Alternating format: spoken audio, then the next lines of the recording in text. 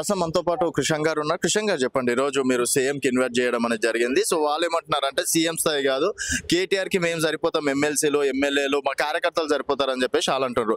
18 నెలలు మేము చేసింది ఏంది, వాళ్ళు అసలు ఏం చేయలేరు 10 సంవత్సరాలు అని చెప్పేసి డైరెక్ట్ వాళ్ళు అంటున్నారు. సీఎం గారిని మేము ఇన్వైట్ చేసినామా లేకపోతే సీఎం గారు మాకు ఛాలెంజ్ చేసిర్రా?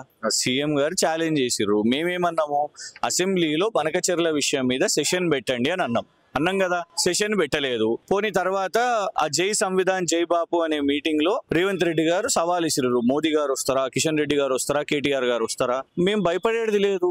కేసీఆర్ గారు ప్రభుత్వం రైతు బంధు మొదలు పెట్టిందండి. నువ్వు ఆ రైతు బంధును ఒక సంవత్సరం మొత్తం 2 పంటలు ఆపేసినవు. నువ్వు ఆ 2 పంటల బకాయిలు నువ్వు ఇస్తావా? అది మా ప్రశ్న. రుణమాఫీ నువ్వేమని చెప్పినావు? 2 లక్షలు ఒకటే దఫాలా చేసేస్తాను అని చెప్పినావు. నువ్వు వెళ్ళి అందరు 2 లక్షలు అప్పు తీసుకోండి అని అన్నావు. కానీ ఇవాళకి కూడా గ్రామాల్లో 50% కంటే ఎక్కువ రుణమాఫీ కాలేదని చెప్తున్నారు.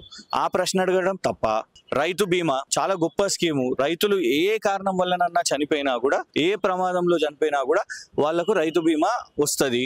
అది రేవంత్ రెడ్డి గారి ప్రభుత్వం ఆపేసింది. అది ప్రశ్నించడం తప్ప. ఇలా అజెండా ఏంటి? రాజకీయ అజెండా కాదు, రైతుల అజెండా. నువ్వు సవాల్ ఇస్తున్నావు, మేము సవాల్ని స్వీకరించినాం. నువ్వు బనకచెర్ల మీద అసెంబ్లీ పెట్టలే.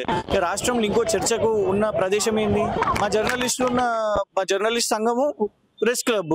ఇదే ప్రెస్ క్లబ్ లో నువ్వు మీట్ ద ప్రెస్ లు పెట్టినావు, నువ్వు అధికారంలోకి వచ్చినావు. ఇవాళ నీకు ప్రెస్ క్లబ్ తప్పైపోయిందా? ఏ బేసిస్ గా జగ్గారెడ్డి గారు అంటారండి, ఇవాళ ప్రెస్ క్లబ్ పెడతారు, రేపు జూబ్లీ హిల్స్ క్లబ్ లో పెడతారు అంటే నీకు అట్లా కనబడుతుందా? మా ప్రెస్ క్లబ్ ని, జర్నలిస్టుల ప్రెస్ క్లబ్ ని నువ్వు అవహేళన చేస్తున్నావా? సో ఇలా వాళ్ళ దగ్గర వాదన లేదు, భయపడిపోయాను. మీరు అంటున్నట్టు వాళ్ళ చెంచాలు ఎవరో ఎగిరెగిరి మేము వస్తాం అని అంటున్నారు కదా. తప్పైపోయింది.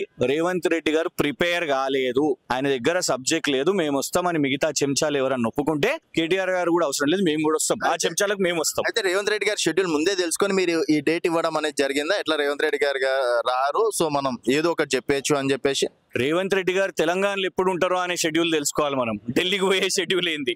ఆయన ఎప్పుడు ఢిల్లీలోనే ఉన్నాడు, ఢిల్లీకి పోతుండే 49 సారో 50 సారో. సో రేవంత్ రెడ్డి గారు తెలంగాణలో ఎప్పుడు ఉంటారో ఆ షెడ్యూల్ తెలియాల్సిన అవసరం అనేది మేము ఒకటే చెప్తున్నాం. ఆయన ఏ రోజైతే సవాల్ ఇసిరిండో, ఛాలెంజ్ ఇసిరిండో ఎల్బీ స్టేడియం నుంచి, మరుసటి ఉదయమే కేటీఆర్ గారు చలో సవాల్ యాక్సెప్టెడ్, వస్తున్నాం చర్చకు అని చెప్పారు. ఇదే కేటీఆర్ గారిని అవసరమైతే మీ నాన్నగారిని రమ్మనండి, అసెంబ్లీలోనే చర్చిద్దాము. సో మీ నాన్నగారిని పిలిచే దమ్ము లేదు, కానీ ఇలాంటి ఉద్దర మాటలు మాట్లాడే దమ్ము ఉందా అంటున్నారంటే పిసిసి అధ్యక్షుడే అన్నారు అన్నమాట. అసలు ఫస్టే వాళ్ళు లిస్ట్ రాసుకునేది ఉండే, ఈ పేరే కావాలి, ఈ పేరు వద్దు మాకు. కేటీఆర్ గారు వస్తే క్వశ్చన్స్ అడుగుతారు, కేటీఆర్ గారు అయితే సూటిగా నిలదీస్తారు. కేసీఆర్ గారు కదా పెద్ద మనిషి, వస్తారో రారో, కేటీఆర్ గారు అయితే ఖచ్చితంగా వస్తారు అని మీకు ముందే తెలిసింటే మీరు ఆ మల్టిపుల్ చాయిస్ పెట్టకండి. ఎందుకు భయపడిపోతున్నారు? కేటీఆర్ గారు అంటే పేరు ఎత్తింది నువ్వే, యాక్సెప్ట్ చేసినాం మేము. ఇప్పుడు వద్దు, తూచ్ క్యాన్సల్, కేటీఆర్ వద్దు అని అంటే ఏందండి? నువ్వు ముఖ్యమంత్రివా, పిసిసి ప్రెసిడెంట్ వా, పిరికి పన్నవా? ఇంత భయం ఎందుకు? కేటీఆర్ అనగానే భయం ఎందుకు? అరెస్టులు చేయాలని, తప్పుడు కేసులు పెట్టాలని, ఆఖరికి ఒక ఓపెన్ డిబేట్ కి రావడానికి కూడా భయపడిపోయిన పరిస్థితి. ఫైనల్ గా ఫోన్ ట్యాపింగ్ విషయంలో ఏం చూసుకోవచ్చు అసలు? అంటే మొత్తం అది వాళ్ళు వీళ్ళు అంటున్నారు.